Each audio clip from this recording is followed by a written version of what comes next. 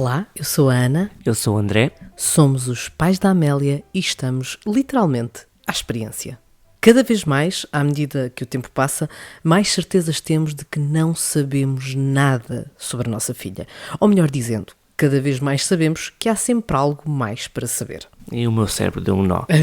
Trava-línguas à parte, a verdade é que, tendo a Amélia nascido em pandemia, como todos já sabem, acabámos por ter no Fica em Casa o mais importante dos conselhos.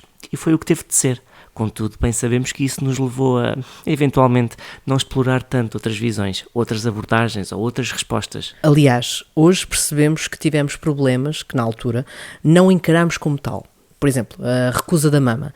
E à medida que o tempo passou e fomos falando da história, muita gente nos disse que talvez a osteopatia pudesse ter sido uma grande ajuda. E aqui está o clique que nos fez chegar até ao nosso convidado de hoje, Gonçalo Santos, osteopata infantil e pai de 4. A osteopatia pode ser uma resposta para alguém que nos ouça.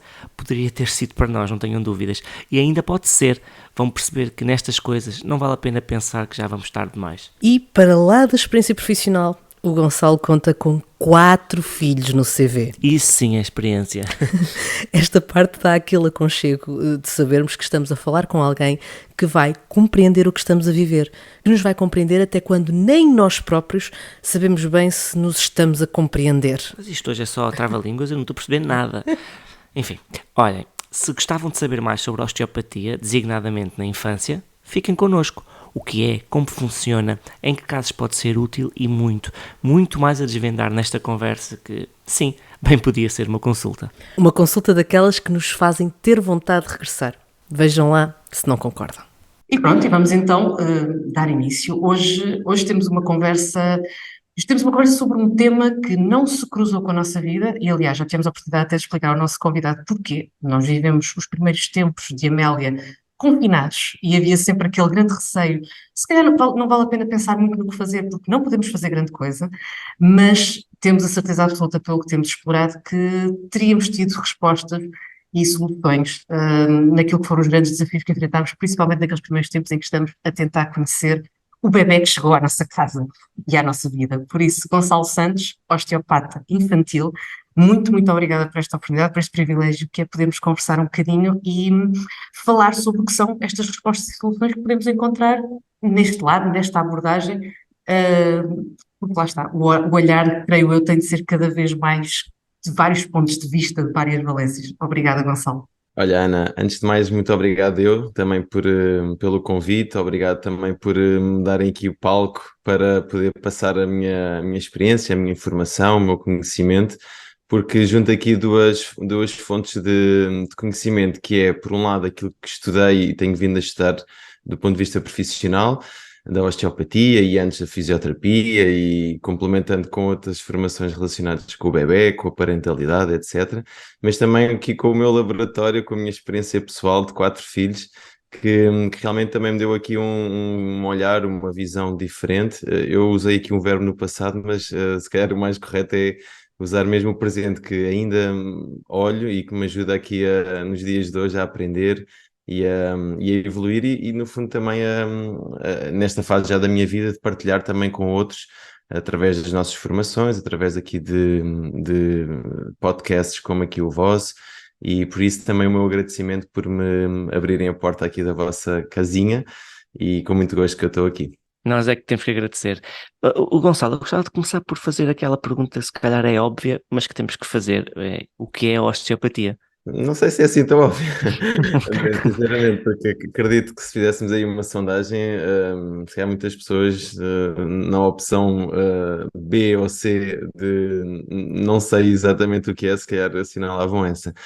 Olha, a osteopatia, se vocês quiserem procurar uma definição daquelas mais pomposas, etc., vejam no Google que há uma correta descrição do que é a osteopatia. Eu gosto de dizer o que é que para mim é a osteopatia, o que é que para mim faz sentido, para que todas as pessoas percebam o que é a osteopatia. Basicamente, osteo vem de osso, portanto, no fundo, a osteopatia é o que trata as disfunções ósseas. E o que é isto na prática? Basicamente é, através das mãos, através da terapia manual, o que um osteopata faz basicamente é devolver a mobilidade às articulações ou ao tecido ósseo que está mais rígido ou que não tem tanta essa mobilidade e que a perdeu por variedíssimos motivos, por um trauma, por uma menor mobilidade, um menor movimento.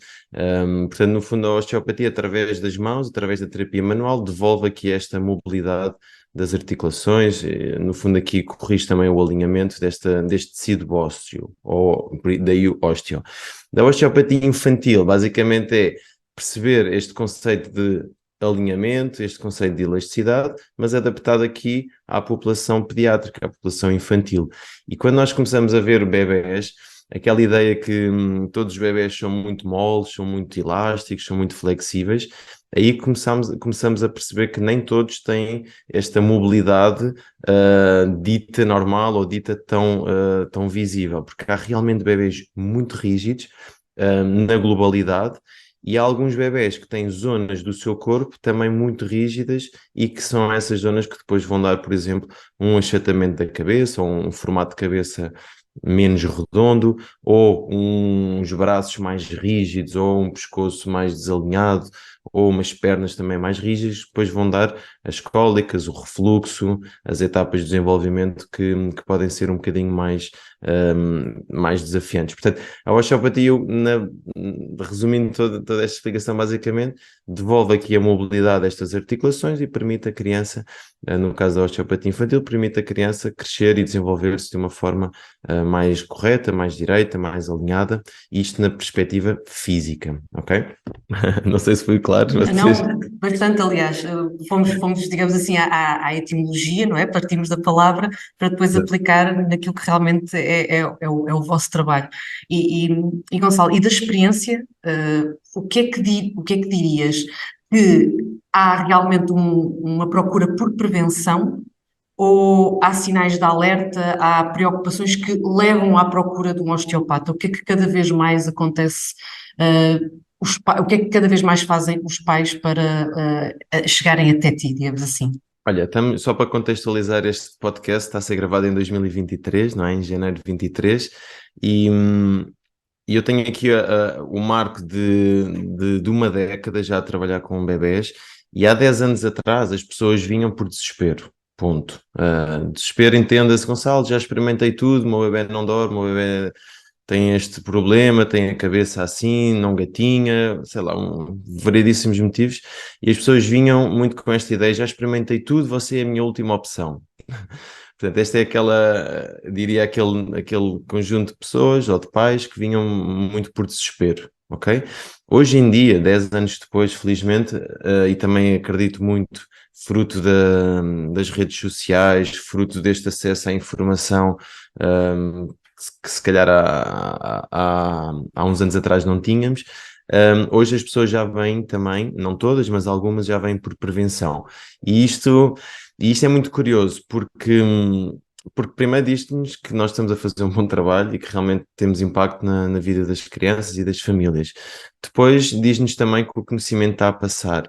Depois também diz-nos que o pediatra ou os médicos são pessoas extremamente importantes no ecossistema, no mundo do bebé, mas não têm o conhecimento global. Portanto, hoje em dia há mais profissionais que são mais especializados em determinadas áreas. E isso a osteopatia, no fundo, já começa a transmitir esta mensagem. Os pais já começam a ter menos, já vêm perdendo o receio, porque eu sei que no subconsciente dos pais pode pensar, mas o que é que eles vão fazer ao meu bebê? Será que o vão instalar? Será que vão fazer sei lá, uma série de técnicas que às vezes vês aí alguns vídeos que não fazem sentido nenhum, mas a verdade é que também já pais já começam também a perceber a importância e não terem tanto medo, porque na verdade não há que ter medo, há que confiar no profissional, há que perceber que esta prática é uma prática feita por especialistas, como outra área qualquer.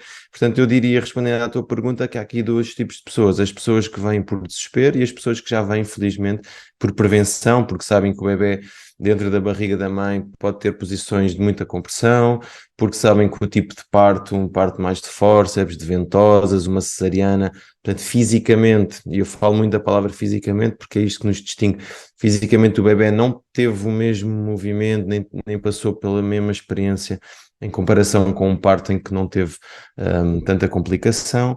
Portanto, já há pais que vêm realmente por uma avaliação geral, por uma avaliação global. E isso, honestamente, deixa-me bastante feliz, satisfeito, e é este certamente o caminho. E para quem não está sensibilizado com esta abordagem, há assim algum sinal que deva ser visto como um alerta e que nos leve à consulta? Que Sim, nos tem sim. de levar à consulta? Claro que sim. Olha, desde já, a postura do bebê ou a postura da criança. E se pusermos aqui em comparação, uma criança que tem uma cabeça redonda, bonitinha, versus uma criança que tem uma cabeça com um achatamento atrás, em cima, de lado, à frente. Portanto, isto tudo já é visivelmente aqui sinais que devem fazer com que os pais levem ou consultem aqui um osteopata infantil. Portanto, o formato, não é? O formato direito versus torto, isto faz sentido nós começarmos a perceber, pá, isto não é normal. Não é normal, seria estar direito, seria ter um formato simétrico do lado esquerdo, do lado direito. Portanto, tudo o que for assimétrico, não é? Tudo o que não for direito, isto no fundo tem que ser avaliado e tem que ser na maior parte dos casos, depois de ser acompanhado e tratado. Mas depois portanto, esta parte visível, eu diria que é mais fácil se o ecossistema do bebê, profissionais e pais, se estiverem atentos. Mas depois temos aqueles casos em que os bebés choram, choram, choram, têm aqui uma série de outros tipos de sinais, não visuais, mas sim através da sua linguagem, que também pode fazer sentido pensarmos que o bebê pode ter dor. E uma dor física, tal como nós adultos temos uma dor de cabeça, uma dor nas costas, uma dor de barriga, tudo isto, uma dor de crescimento, não é? Dor nas pernas. Tudo isto, no fundo, muitas vezes o bebê verbaliza através da sua linguagem. Portanto, eu diria tudo o que é choro, tudo o que é aqui algum sinal de irritabilidade, algum sinal de desconforto, pode, na sua base, ter como razão aqui uma dor física, ok? E aí sim a osteopatia pode ajudar bastante, pelo menos a avaliar e perceber como é que estas estruturas estão, se estão alinhadas, se estão muito em compressão, e depois trabalhar se for esse o caso. Desculpa, Ana, só para fazer aqui uma pergunta. Estava aqui a pensar que este acompanhamento e este conhecimento que passamos a ter pode servir para conhecermos melhor os nossos filhos, até para perceber mais e respeitar até mais os desenvolvimentos.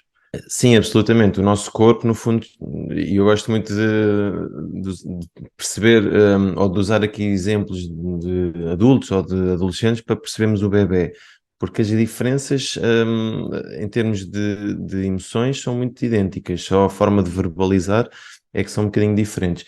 Mas tal como nós percebemos, sei lá, vou dar um exemplo. Vou tentar estamos em podcast, não é? Vou tentar usar exemplos em que as pessoas consigam imaginar. Visuais. Realmente, exatamente. Imagina, por exemplo, uma menina mais tímida, não é? Uma menina mais tímida tem uma postura mais de fecho, não é? Uma postura mais de enrolar. Ao invés de uma menina mais confiante, mais com uma autoestima maior, tem uma postura mais de abertura, tem toda uma postura mais direta, mais vertical. Então, no fundo, o corpo está a espelhar aqui estados emocionais ou personalidades mais cautelosas ou mais aventureiras, não é? Então, quando tu me perguntas, será que esta parte física permite-nos ajudar a compreender um bocadinho melhor o nosso bebê, a nossa criança? Eu dir-te-ia logo imediatamente que sim, faz muito sentido. Porque se nós começamos a perceber que é uma criança muito apegada à mãe, com uma postura muito feia, que as etapas de desenvolvimento não foram assim logo imediatas, não é? Começou a andar um bocadinho mais tarde. Eu diria que isto, não é, do parte física, está-nos a mostrar também muito a parte emocional, a parte da personalidade da criança. Então isto pode-nos também, a nós pais, percebermos que perfil é que é este meu filho ou esta minha filha e também de certa forma irmos dando os estímulos certos, na hora certa e gerindo também melhor este tipo de personalidades, ok? Eu tenho 4 filhos, 2 rapazes e 2 meninas, E é muito engraçado perceber que cada um tem ali mesmo o seu registro, quase como se tivesse uma personalidade muito individual.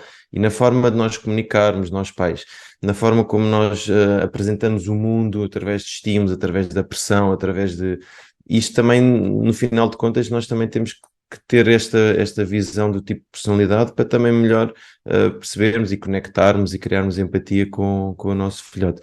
Portanto, e muitas vezes o corpo e estas etapas de desenvolvimento, esta parte física, diz-nos também muito do que é a criança enquanto personalidade e enquanto estado emocional também. E Gonçalo, para afastarmos um bocadinho aquelas imagens que há pouco referiste, quase de uma indireita, não é? Mas isto vai ser agora umas manobras meio estranhas. Como é que poderíamos também ilustrar, digamos assim, o que é a consulta e o acompanhamento que depois é garantido ao longo do tempo à criança? Então, como eu expliquei inicialmente, há crianças que têm zonas do corpo mais rígidas, do que flexíveis. Então, é exatamente através da avaliação que nós manualmente vamos perceber como é que estão estas articulações. E assim também para visualmente toda a gente perceber. Imagina que nós dividimos o corpo em três partes: a cabeça, o tronco, braços e tronco, e depois os membros, as pernas e o abdômen, que seria uma terceira parte. Portanto, mais em cima, mais no meio, mais em baixo, não é? Há crianças que têm a cabeça realmente muito achatada, muito em compressão. Então, manualmente, é sobre esta zona do corpo que nós vamos dando aqui técnicas de mobilização, de massagem, para devolver esta elasticidade, ok? Há crianças que a cabeça está redondinha, está tudo bem, mas que é a zona dos braços e do tórax que está mais rígido. Provavelmente foi uma criança que dentro da barriga da mãe não teve tanto espaço para mexer os seus braços, o seu tórax, ok? Então, através das nossas mãos, através dos exercícios, através da mobilidade, o objetivo é devolver estes movimentos à criança, ao bebê, que, algures na sua história de vida, não teve tanta capacidade de movimento. Depois temos a terceira parte do corpo, que é as pernas, o abdômen. Há crianças que realmente tiveram ali tão apertadas dentro da barriga da mãe, numa posição, deram a volta se calhar muito cedo, não conseguiram ali ter tanta mobilidade, porque anatomicamente se calhar não tinham tanto espaço dentro da barriga da mãe, ou não tinham tanto líquido, ou no caso de gêmeos não tinham o mesmo espaço porque ali o T0 estava ocupado por dois ou mais seres. E a verdade é que são as pernas que nós temos ali que trabalhar mais. E trabalhar através dos exercícios, através dos movimentos, através da massagem, tudo aquilo que nós manualmente e logicamente conseguimos fazer. Eu costumo dar muito o exemplo muitos dos exercícios que depois nós sugerimos os pais continuarem em casa. Muitas vezes são tão básicos como aquela ginástica que nós fazíamos na escola, aquele aquecimento articular, em que fazíamos um pouco de movimento no corpo todo. Não foge muito disso, ok? Agora, a nossa sabedoria, a nossa experiência, no fundo, faz a diferença, porque vamos perceber que zona do corpo é que realmente este bebê tem mais necessidade de movimento. E para além do nosso trabalho mais técnico, depois também temos aqui a necessidade de pedir aos pais para complementar em casa com trabalhos. Portanto, eu disse aqui a zona da cabeça, a zona do tórax, a zona das pernas, não é? Há crianças que têm o PEC completo. Há crianças que são tão rígidas, tiveram tão em compressão, que têm realmente que trabalhar da cabeça aos pés. Há outras que têm mais rigidez nas pernas, há outras que têm mais rigidez nos braços, e há outras, como eu disse, que vêm realmente muito, muito rígidas. Portanto, não sei se consegui explicar, mas basicamente... Perfeitamente. Aliás, o exercício do início das aulas de educação física foi uma imagem boa para, digamos assim, representarmos um bocadinho aquilo que são. Lá está, que são exercícios que não são agressivos. Acima de tudo, é explicar isto. Não estamos a falar de colocar mais pressão sobre a criança, é mesmo para Não, retirar pressão. exatamente. É mesmo exatamente o oposto, é fazer cá fora aquilo que o bebê não fez lá dentro. E quando estamos a trabalhar com bebés, mas imagina que chega-nos uma criança com 10 anos, não é? Muitas vezes é a mesma coisa, ok? É fazer cá fora aquilo que a criança ainda não fez lá dentro. Não fez ao longo da sua vida toda, desculpem. E curiosamente, quando chegamos ao adulto e quando nós começamos a perceber de bebés, depois chegamos ao adulto e percebemos exatamente o mesmo perfil, o mesmo padrão, o mesmo registro. Sei lá, vou dar um exemplo. Um adulto com digestões difíceis, ok? Um adulto que tem sempre que tomar a sua medicação para as azias, para as gastrites, etc. Se nós andarmos para trás na história, íamos ver um bebê com refluxo, ok? Mas como nunca foi trabalhado aqui, e depois a curiosidade é que ambos têm como padrão comum uma grande rigidez no tórax e nos braços, ambos, tanto o adulto como o bebê. E como ainda ninguém trabalhou ali especificamente aquela mobilidade daquela zona do corpo, vamos ter um adulto a ter exatamente os mesmos sintomas do bebê ou da criança, mas dizendo ou dando aqui um nome diferente. Outro exemplo, vou dar mais dois exemplos, só para visualmente perceberem aqui as zonas do corpo. Um adulto que não evacua todos os dias, que não faz cocó diariamente, era suposto, para quem acha que não. Um, Quando nós andamos para trás na história, vemos bebés que também não evacuam diariamente. E adivinham lá qual é o denominador comum entre um adulto e uma criança?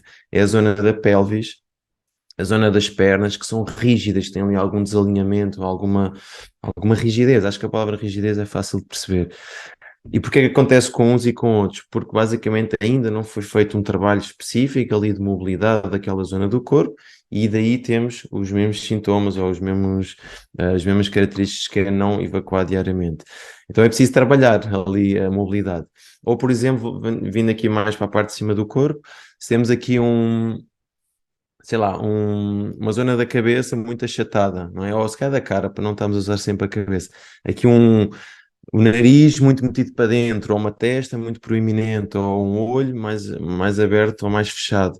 Isso vemos nos adultos. Se vocês olharem hoje para a vossa televisão, vão ver se calhar aqueles apresentadores que vocês acham o máximo. Se nós começamos a analisar, há ali uma série de assimetrias. E andando atrás na história, o que é que nós vemos nos bebés? Exatamente a mesma coisa. Portanto, são zonas do corpo que já vêm desde bebê, que foram ali comprimidas, estiveram ali em pressão, foram apertadas, na minha opinião, quase sempre dentro da barriga da mãe, e como nunca foram trabalhadas, o que acontece é que a criança vai crescendo, vai se tornando adolescente e adulto, com as mesmas características, ok? Que depois no adulto vem uma dor de cabeça, vem tensão ocular, vem uma respiração nasal quase inexistente, vem uma cana de nariz ou um nariz torto, que é talvez das cirurgias mais feitas pelos otorrinos, não é? Correção do septo nasal. E quando nós olhamos para trás, vemos exatamente a mesma coisa, mas nos bebés. E foi isso que me apaixonou, porque eu não comecei a trabalhar com bebés, eu comecei a estudar e a trabalhar com adultos, mas a partir do momento em que entrei no mundo da paternidade, comecei a olhar para a criança de uma outra forma e comecei a perceber, uau, mas espera aí, isto também aqui nos bebés, será que é assim tão possível? E foi aí que realmente eu comecei a perceber o início da história e porque é que realmente é tão importante esta osteopatia infantil. E por falar em adultos, é exatamente aí que eu queria perguntar se ainda a osteopatia para adultos, se ainda faz a diferença. Ou seja, alguém começar agora, adulto, se faz ainda a diferença.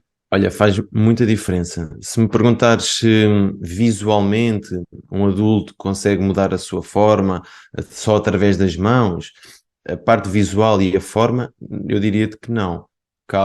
Mas nas crianças, sim, porque enquanto a criança está a crescer, toda esta face está a mudar, toda a cabeça está a mudar a sua forma, toda a sua coluna, a sua postura está a mudar. Portanto, enquanto estamos em crescimento, a forma nós conseguimos modificar. No adulto, não.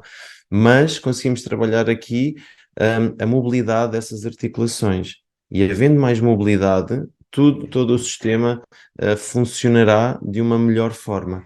E que sistema é esse? O sistema arterial, o sistema venoso, o sistema digestivo, o sistema respiratório, o sistema muscular ou esquelético, não é? Portanto, a partir do momento em que eu tenho, sei lá, outro exemplo, uma caixa torácica mais flexível, a caixa torácica envolve os pulmões, não é? Eu vou ter uma melhor capacidade ventilatória, vou ter uns pulmões que conseguem fazer melhor a sua função respiratória. Então, nos adultos, o que é que nós vemos muitas vezes? Tóraxes tão rígidos que, no fundo, depois vai desencadear uma série de problemas recorrentes da parte respiratória. E pronto, e portanto, a osteopatia para adultos, sim, claro que sim. Ok? Porque dando movimento e mobilidade a essas articulações, na parte de cima ou na parte de baixo, o que seja, a pessoa vai sentir um grande alívio, menos tensão consequentemente, uma melhor qualidade de vida e uma melhor sensação de bem-estar. E Gonçalo, pegando na ideia que há pouco referiste de que, ok, vou pensar nos bebés, veio também um bocadinho com a experiência da parentalidade. No fundo, sentiste que ao viver a experiência da parentalidade Se direcionasse a osteopatia para os bebés, poderíamos trabalhar e evitar e prevenir tantas destas questões que têm impacto na qualidade de vida, como referiste. Foi isso que te moveu? Acima de tudo, eu trabalhei durante talvez 7 anos num hospital privado em Lisboa e trabalhava muito com adolescentes com escoliose. Escoliose é aquela coluna em S, não é? 14 anos, mais ou menos, seria ali a população 12, 13, 14 anos, eram ali mais ou menos a idade dos adolescentes. Na minha cabeça, eu questionava muito, mas o que é que aconteceu aqui, não é? O que é que aconteceu neste miúdo para de repente esta coluna estar ali tridimensionalmente toda alterada? O que é que aconteceu? E a verdade é que não conseguia ter resposta para esta pergunta, e daí a escoliose até muitas vezes ser chamada idiopática, que é, ou seja, de etiologia desconhecida, portanto não se conhece muito bem a causa. E foi preciso começar a trabalhar com bebés e com minis, não é? Mesmo nestes acabadinhos de nascer, 1 mês, 2 meses, 3 meses, o primeiro ano de vida, para eu perceber muitas vezes que eles já vinham com estas posturas ali em S, desta vida embrionária, chamamos assim, deste início de vida. Isso para mim foi brutal, porque acima de tudo consegui ir percebendo melhor e tendo respostas aqui a estas minhas questões, não é? Porque o normal não é a coluna estar ali em S, o normal é a coluna estar direita, o normal é uma criança ter flexibilidade, não é? Eu lembro-me quando era miúdo fazia na educação física o teste de flexibilidade e havia uns que tinham imensa flexibilidade e outros tinham pouca elasticidade ou flexibilidade. E porquê é que isto acontece, não é? E foi quando eu comecei a ter esta sorte, este privilégio de ver bebés mais pequeninos, comecei a perceber e a ter resposta a estas perguntas. E isso para mim, que sou um curioso, foi espetacular. E esse foi o ponto de partida para querer mais, para querer continuar a estudar e a aprofundar. Hoje em dia, portanto, fazendo aqui uma retrospectiva, aquilo que vemos no adulto, vemos no adolescente. Aquilo que vemos no adolescente, vemos na criança. Aquilo que vemos na criança, vemos no bebé. Aquilo que vemos no bebé, e era aqui que eu queria chegar, hoje em dia o que nós estivermos atentos às ecografias e à história embrionária, é aquilo que nós vamos ver também. Portanto, onde é que começa aqui a história física? Começa exatamente na gravidez, começa exatamente no último trimestre, principalmente da gravidez, que é quando o bebé mais precisa de espaço para se movimentar, não é? Mas que muitas vezes a barriga da mãe não tem esta elasticidade, por vários fatores. Às vezes o útero tem mais formações que também não têm tanta elasticidade. Às vezes a mãe a grávida passa demasiado tempo sentada, portanto está ali tudo mais em compressão. E é exatamente neste último trimestre que nós já começamos a trabalhar esta mobilidade do bebé através do corpo físico da mãe. E há aqui uma área muito engraçada e muito interessante, eu não trabalho, mas que já estudei, que é a osteopatia gestacional, que é a osteopatia para grávidas. Quer dizer o quê? Trabalhar ali a mobilidade da pelvis e das costelas e do corpo da mãe, da grávida, para que no fundo esta grávida possa no fundo ir tendo mais espaço na sua barriga, que permita depois o bebé também ele próprio ter mais espaço e andar ali a mexer-se, que é isso que nós queremos. Porque imaginem, um bebé que deu a volta 20 e tal semanas, ficou de cabeça para baixo e já não voltou a sair dessa posição, vocês podem imaginar que o nível de pressão em algumas zonas do corpo pode ser maior em comparação com um bebé que deu a volta às 20 e tal semanas, depois voltou a dar a volta, depois ficou transverso, depois sentou-se, depois voltou a dar a volta de cabeça para baixo. Portanto, em termos de movimento, é diferente, não é?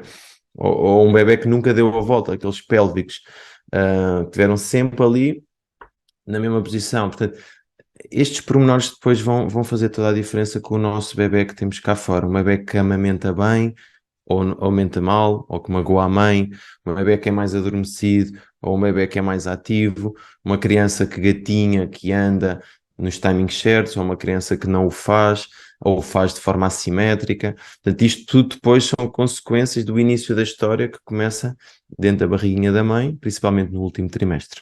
E Gonçalo, agora vou só introduzir aqui uma pergunta, baseada um bocadinho na nossa história pessoal. Por exemplo, uma Amélia que chegou a uma determinada altura e deixou de lhe apetecer mamar pela mama, ou seja, era o biberon, era o mais porreiro, mama não, dá muito trabalho. Até depois, posteriormente, conversando com outras pessoas, muitos diziam, se calhar isso podia estar relacionado com alguma dor, por exemplo, ao nível do pescoço, ou algum mau jeito, ou algum desconforto. Isto da osteopatia pode ser realmente uma forma de simplificar tantas coisas que são uma dor de cabeça para nós pais e que nos levam ao desespero e às lágrimas neste Sim, arranque. sim, olha, tocando aqui no tema da amamentação, hum, já temos um olhar muito diferente daquilo que tínhamos há alguns anos atrás, não é? Já achamos que não é normal ter dor, antigamente achava-se que era normal. Hum, Hoje em dia já vemos outras estruturas que podem estar a condicionar este ganho de peso, ok? Falamos muito do freio, já os pediatras, os especialistas já falam muito do freio e avaliam, os terapeutas da fala, os dentistas também. Só que ainda há outras estruturas que é importante também ter em conta nesta ideia de uma amamentação mais saudável ou com mais desafios. E quando nós começamos a olhar para a amamentação, nós começamos a perceber que 50% do jogo é por parte da mãe. A mãe tem que ter aqui um nível de ocitocina, um nível de... Ocitocina é a hormona do amor, só para toda a gente perceber de uma forma simples. Tem que a mãe estar emocionalmente calma, tem que ter o ecossistema, um ambiente calmo à sua volta, para no fundo também poder esta hormona, esta ocitocina, fazer efeito, e é essa que vai no fundo aqui dar origem à produção de leite. Não é? Isto é os 50% da mãe. Os outros 50% é os 50% do bebê. O bebê até pode ter acesso ali ao leitinho todo, só que se ele não tem capacidade de abrir a boca, isto são articulações, não é? Se ele não tem a capacidade de extrair o leite, que é fazer força para tirar o leite lá dentro, portanto, isto também é físico, é mecânico, é trabalho articular. E se ele não tem esta capacidade ou esta possibilidade, depois, obviamente, a amamentação vai ser caótica, ok? E é aqui nestes 50% que o osteopata pode ajudar o bebê, porque muitas vezes vemos a mandíbula, que é, na boca tem a parte de cima, o maxilar, a parte de baixo, a mandíbula. Muitas vezes temos a mandíbula muito puxada para trás, muito lateralizada, temos um pescoço que às vezes é quase inexistente, ok? Temos o crânio todo ali em compressão, e isto vai fazer com que o bebê possa ter aqui dificuldade na amamentação, ok? Possa ter mais dificuldade em extrair este leite, porque é realmente um trabalho mecânico, é um trabalho muscular, e por isso é que os bebés ficam todos transpirados na nuca, é porque eles estão ali realmente no ginásio a trabalhar, eles têm que fisicamente trabalhar para extrair o leite, por isso é que eles ficam ali todos transpirados. E há bebés que têm tanta rigidez e compressão nestas articulações que simplesmente não são competentes, não são eficazes, e daí quando se apresenta um biberão, o processo funciona. Porquê? Porque é mais fácil, não tenho que fazer força, ok? Mas na base deste problema temos um bebé que fisicamente, esta zona do corpo, não está alinhada, não tem a mobilidade certa, e daí estes músculos não podem trabalhar de uma forma competente. Que com o biberão resolvemos um problema muito importante, que é o bebé ganha peso, o bebé sobrevive, e isso não podemos, esse é o ponto número um. Mas se não trabalharmos este bebé mais à frente, depois vamos ver uma criança com alterações da fala, com uma postura também assimétrica, quando os dentes começarem a nascer com uma série de assimetrias dentárias, que isto é tudo consequência de um crânio que não está assimétrico, de uma boca, de uma mandíbula, dos ossos da face, que nunca foram trabalhados. Portanto, a amamentação para mim diz-me logo muito de como é que este bebê está do ponto de vista físico, estrutural, especialmente esta parte de cima do corpo. Falando ainda antes do bebê estar entre nós, não é? Estar na barriga da mãe, há alguma preocupação que se deva ter para preparar a chegada do bebê?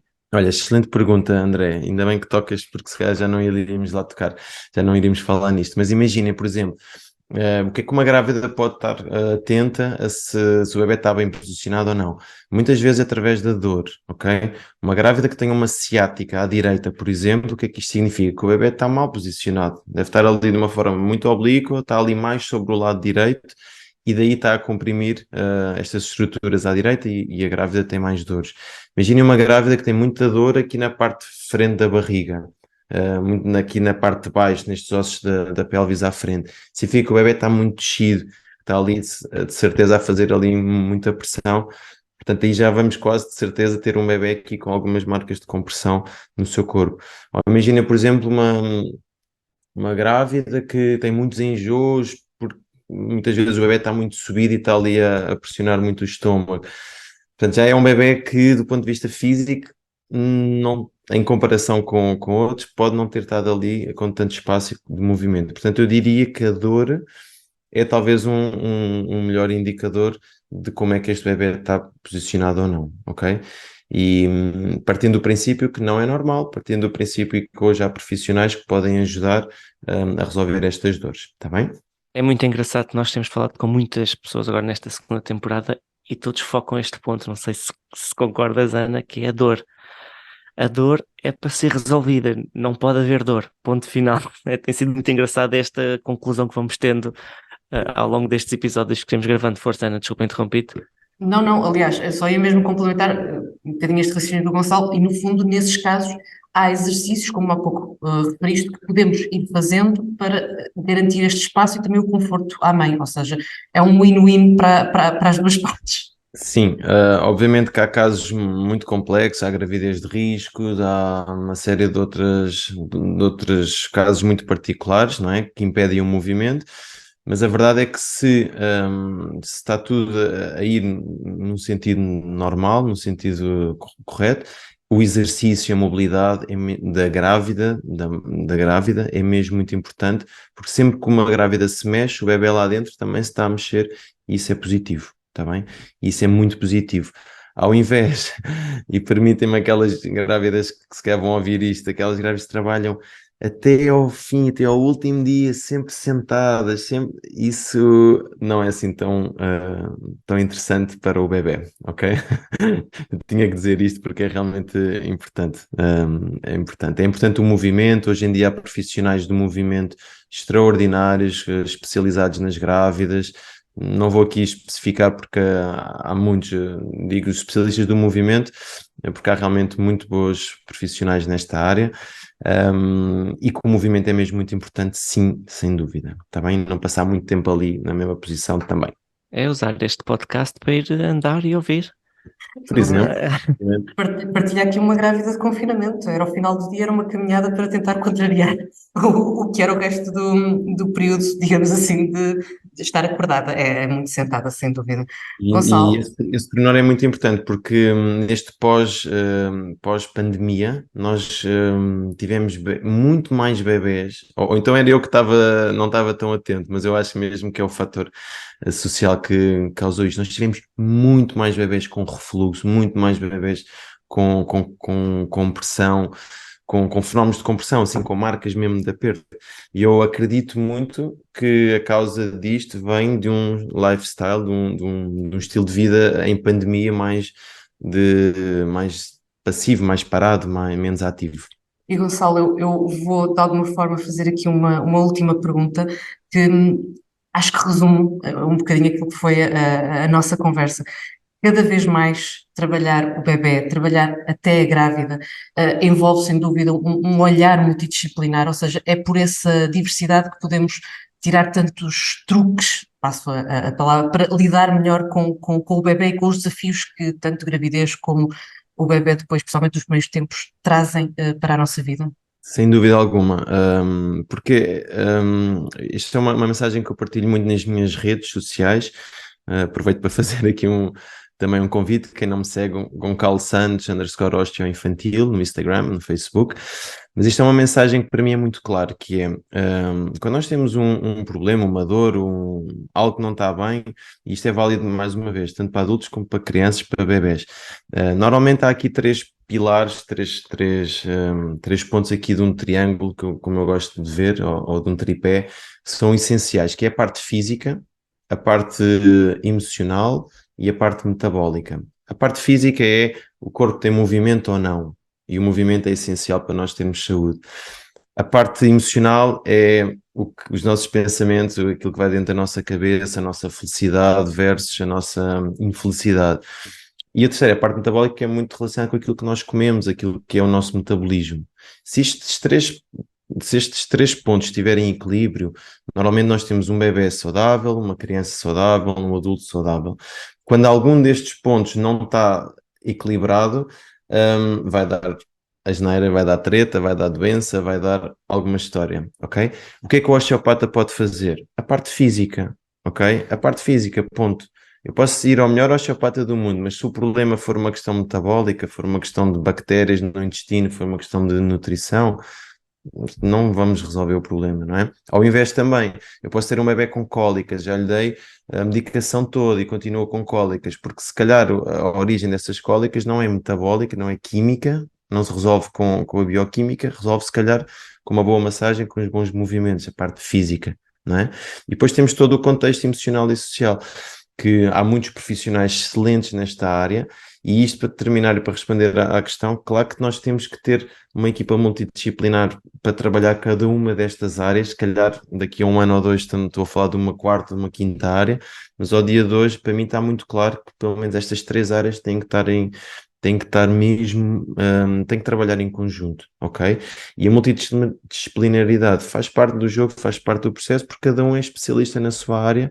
E dentro da parte física, há os osteopatas, há a dentária, há o terapeuta da fala, há o fisioterapeuta, há o psiconutricionista, há o professor de educação física ou de aulas de grupo. Portanto, dentro só da parte física há várias especialidades para trabalhar em conjunto, não é? Tal como há depois na parte metabólica, tal como há na parte emocional. Agora, pensar que somos os supers e que só uma pessoa é que vai fazer milagres, não vai acontecer, pelo menos na minha forma de ver o mundo. Portanto, sim, a equipa multidisciplinar tem que fazer parte do jogo, tem que fazer parte das famílias, tem que fazer parte do ecossistema do bebé e do adolescente e do adulto também.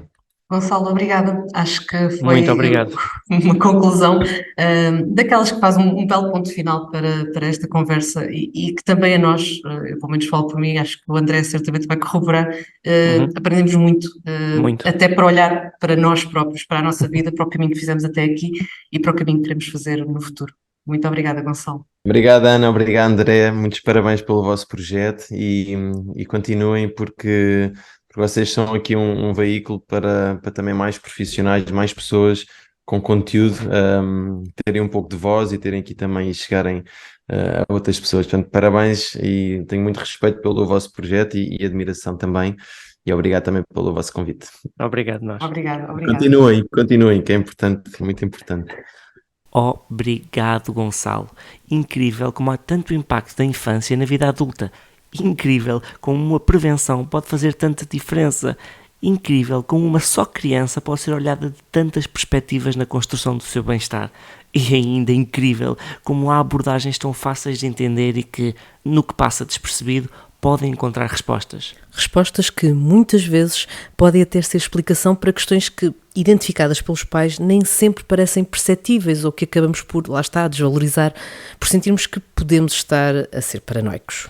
Foi tão bom conversar com o Gonçalo, foi mesmo. E é sempre tão bom aprender enquanto se conversa. Aliás, se quiserem recuperar ensinamentos partilhados, não só pelo Gonçalo Santos, mas também por outros convidados que já passaram por aqui, já sabem, está tudo nas plataformas habituais. Nós vamos aproveitando para fazer revisão da matéria e cá vamos andando, de conversa em conversa e cada vez mais convictos de que haverá sempre algo mais a aprender. Afinal de contas, é por isso mesmo que somos pais à experiência.